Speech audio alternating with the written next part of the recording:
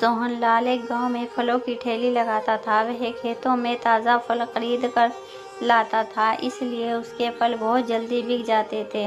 एक दिन एक सेठ जी ने सोहनलाल के पास आए। सेठ जी, अरे भाई सोहनलाल, तुम्हारे फल तो फटाफट बिक जाते हैं, लेकिन इस गांव में सस्ते फल बेचकर तुम्हें कम से कम बचत होती होगी। गांव से फल लेकर शहर जाकर बेचता हूँ तो ज़्यादा मुनाफा होता है। सोहनलाल, वह तो ठीक है सेठ जी, लेकिन वह पहुँचते पहुँचते बहुत से फल सड़ जाते होंगे। सेठ जी, अरे शहर में सब ठीक जाता है, कोई नहीं पूछता, उन्हें क्या पता ताज़े फलों के बारे में। वहाँ तो सड़े फलों के भी पूरे दाम मिल जाते हैं। तू भी शहर में अपनी दुकान लगा ले। सोहनलाल, नहीं सेठ जी, मैं तो यहीं खुश हूँ, मैं किसी को सड़े फल नहीं खिला सकता। अगले दिन सेठ जी शहर वापस चले जाते हैं और सोहनलाल अपने फल बेचने में व्यस्त हो जाता है। एक दिन सोहनलाल फल बेच रहा था, तभी उसने देखा एक पेड़ के नीचे एक बुढ़िया माई बैठी है। वे काफ़ी कमज़ोर थी और उनसे ठीक से बैठा भी नहीं जा रहा था। कुछ देर बाद बुढ़िया माई वहीं लेट गई। सोहनलाल उसके पास और बोला, माँ जी, आप ऐसे क्यों लेटी हो? आपकी तबीयत तो ठीक है? बुढ़िया माई, बेटा, मेरी तबीयत ठीक नहीं है, मैं बहुत बीमार हूँ। मेरा बेटा बहू शहर में है, मैं यहाँ अकेली रहती हूँ। तबीयत ठीक नहीं होने के कारण खाना नहीं बना पाती। आज वैद्य जी से दवाई लाई हूँ, उन्होंने कहा कि खाना खाने के बाद दवाई खाना, लेकिन मुझसे इतनी ताकत नहीं है कि मैं अपने लिए खाना बना सकूं। यही सोचकर कुछ देर इस पेड़ के नीचे बैठ गई। सोहनलाल, अरे माँ जी, आप क्यों चिंता करती हो?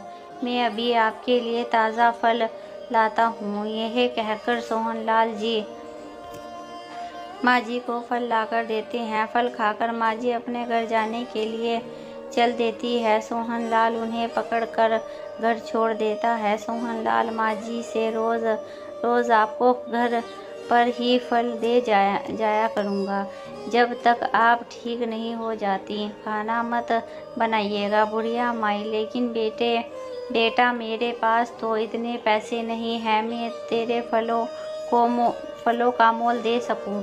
सोहनलाल, माँ जी, मुझे आपसे कुछ नहीं चाहिए, आप पैसों की चिंता मत करें।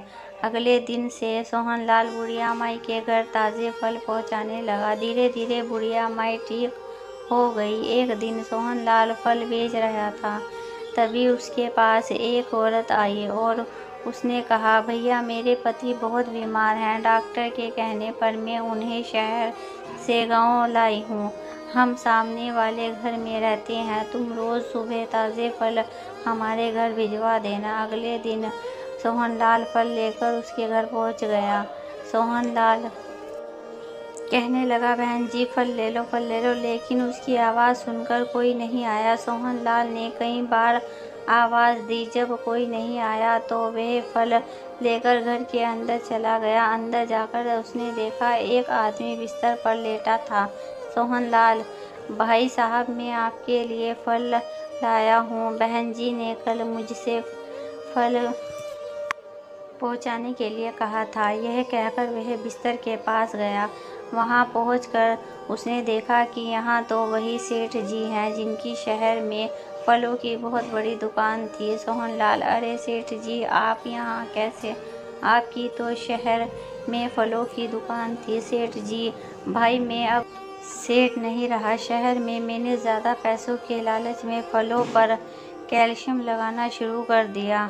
उन फलों को खाकर एक लड़का मर गया। उसके घर वालों ने मेरी दुकान में आग लगा दी। इसी सदमे में मैं बीमार पड़ गया। वहाँ शहर में कई लोग मेरी तलाश कर रहे हैं। किसी तरह छुपते छुपाते मैं इस गांव में आ गया। तुम्हें कल मेरी पत्नी ने फल देने के लिए कहा होगा, लेकिन मैं यह फल नहीं ले सकता, मेरे पास पैसे नहीं हैं। सोहनलाल, सेठ जी, पैसों के लालच में आपने सड़े फल लोगों को खिला दिए। अब ना आपके पास सेहत रही ना पैसे। मैं ईमानदारी से ताज़े फल बेचता हूँ और मज़े में रहता हूँ। उसकी बात सुनकर सेठ जी रोने लगे। सोहनलाल सेठ जी से, आप चिंता ना करो, मैं रोज़ आपको ताज़े फल दे जाया करूँगा, आप जल्दी ही ठीक हो जाओगे।